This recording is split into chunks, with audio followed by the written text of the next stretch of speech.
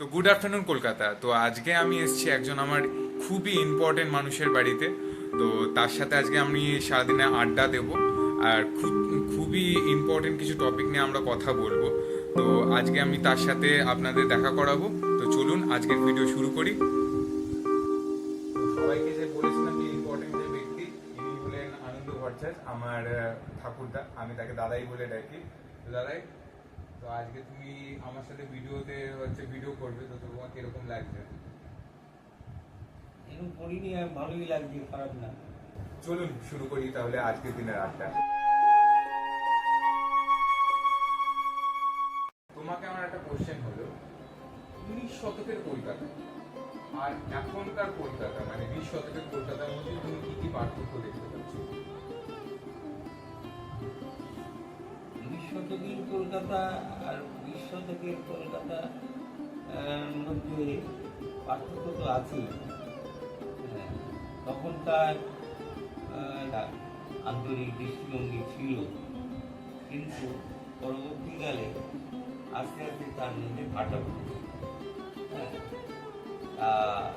তখনকার কলকাতার মানুষের যে জীবনযাত্রা, এই জীবনযাত্রা যেভাবে ছিল আজকের থেকে, সেই জীবনযাত্রার মধ্যে অনেক ফারাক দেখা যাচ্ছে। তখনকার কলকাতার মানুষের যে জীবনযাত্রা, এই জীবনযাত্রা যেভাবে ছিল আজকের থেকে, সেই জীবনযাত্রার মধ্যে অনেক ফারাক দেখা যাচ্ছে।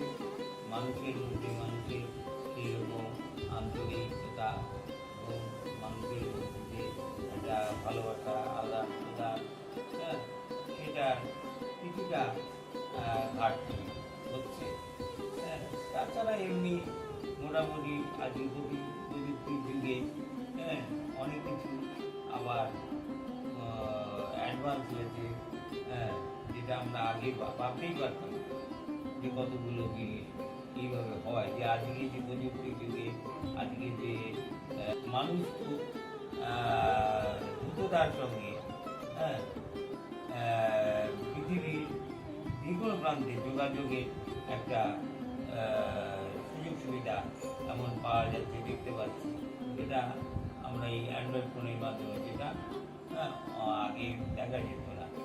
এমনকি একটা উদাহরণস্বরূপ বলছি, আমার বাড়িতে এক আত্মীয় এলো।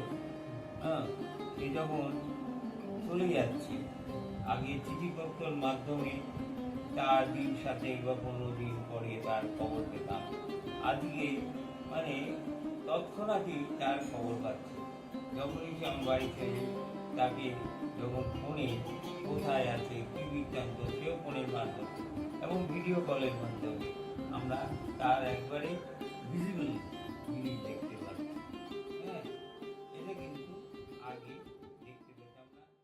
লেখা প্রেম, চিঠিতে লেখা প্রেম আর এখনকার যুগের হোয়াটসঅ্যাপ প্রেম, তো এই বিষয়ে যদি কিছু বলো তাহলে খুবই ভালো হয়। চিঠিতে লেখার প্রেমের মধ্যে একটা শিল্প ছিল। চিঠিতে লেখার মধ্য দিয়ে, হ্যাঁ, একটা আন্তরিকতা এবং তার মধ্যে যে একটা স্পিড থাকতো, ভালোবাসা, হ্যাঁ, সেটা কিন্তু চিঠির মধ্যে। কিন্তু এই যে হোয়াটসঅ্যাপে আমি সব কিছুই মানে আনসিন, চিঠিতে লেখা বলে যে তাকে দেখতে পাচ্ছি না, তার ভিতরে কল্পনা করে, আর যেটা আমি ভিজুয়াল দেখছি, তাতে কিন্তু সেই মাধুর্যটা থাকে না, নষ্ট হয়ে যায়। সিনেমা যদি যেতাম, একটা বই দেখার পর তার একটা রেসটা অনেকক্ষণ থাকতো। হ্যাঁ, কোনো একটা গান তখনকার দিনে, হ্যাঁ, অনেক দিন ধরে যে মনের মধ্যে তোলপাড় করত এবং সেইটা নিয়ে গবেষণা হতো। যে সিনেমা যদি যেতাম, একটা বই দেখার পর তার একটা রেসটা অনেকক্ষণ থাকতো।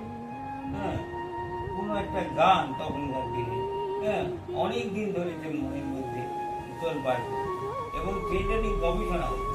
যে উত্তম সুচিত্রার বই বা বড় বড় হিন্দি ছবি, হ্যাঁ, বড় বড় নায়ক, হ্যাঁ, তখনকার দিনে, হ্যাঁ, সুপার পাসগুলো আজও তারা, হ্যাঁ, চলে গিয়েছে অনেকে, তারা অমর হয়ে গেছে। তার মানে কি তুমি কি বলতে চাইছো যে সেই যুগের প্রেমটা ভালো ছিল, আর বা সেই যুগের সিনেমাটাই ভালো ছিল? এই যুগে কি তাহলে সিনেমা না, বা প্রেমটা সেরকম না, একটা কথা হচ্ছে সেটা না, একটা কথা হচ্ছে তখনকার যুগ অনুযায়ী, তখনকার পরিস্থিতি অনুযায়ী মানুষের এইভাবে ছিল। যখন সেই যুগটা কেটে গিয়ে আবার নতুন যুগে, মানে প্রযুক্তির যুগে, তা আমরা সেইটাতে ধাতস্থ হয়ে গেছি। এইরকম আবার সেই যুগে আমরা নিজেকে একাস্টম করে নিয়েছি। কিন্তু আমরা পুরনো দিকের জিনিসের লোক বলে সেই জিনিসটা ভাবি এখনো যে কী ছিল আর আজকে কী হয়েছে। হ্যাঁ, তা এই যুগটাকে আমি খারাপ বলবো না, কিন্তু ডিফারেন্সিয়েটটা করার মতো অবস্থা করে দিয়েছে। আমার কাছে একটা কোশ্চেন, ঠিক আছে, তো তোমার সময়ের স্কুল এবং কলেজ জীবন কিরকম কেটেছে, আর তুমি কোথায় স্কুলিং করেছো আর কোথায় মানে কলেজে পড়েছো, তো এই দুটো যদি একটুখানি বলো তাহলে ভালো।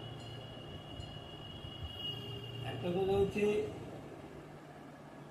স্কুলের গণ্ডি কাটিয়ে ওঠার পর কলেজে প্রবেশ করলাম, কিন্তু স্কুলের গণ্ডিতে যে পরিবেশে আমরা পড়াশোনা করেছি, যে সমস্ত ছাত্রদের হ্যাঁ যে বেড়ে উঠেছি, তাতে দেখেছি স্কুলটাই আমাদের যে সহপাঠীরা, তাদের মধ্যে যে একটা আন্তরিকতা, এবং আমরা সত্যি করে বলতে যে কাছাকাছি সবাই ছিলাম বলে বন্ধুত্ব এবং আদান প্রদান খুবই ভালো হয়েছে।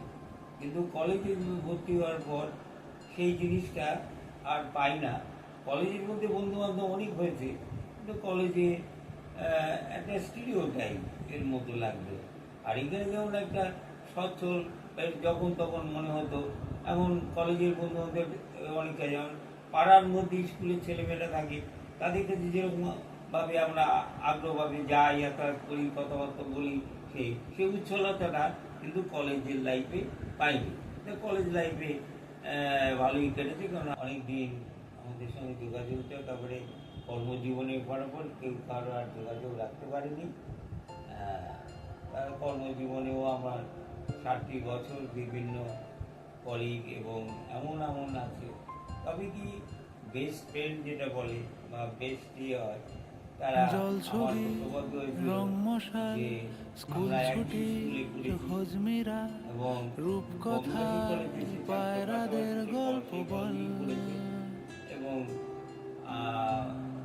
পাস করার পরে বন্ধু চল চাকরি আমরা একই ডিপার্টমেন্টে, ফুড অ্যান্ড সাপ্লাই ডিপার্টমেন্ট, ভালো সৌভাগ্য। হ্যাঁ আমরা একই ডিপার্টমেন্টেই ঝালমুড়ি, এবং হাফ সেই টিকিট, ডিপার্টমেন্টে কাপ পুলিশ, আমি তার বয়সে বড় ছিলাম, চুরমুরের যার ফলে আমি গল্প আগে বল। রিটায়ার করি, এবং সে পরবর্তীকালে রিটায়ার করে এখনো স্টিল নাও তার সঙ্গে বন্ধু আমার চল যোগাযোগ রয়েছে।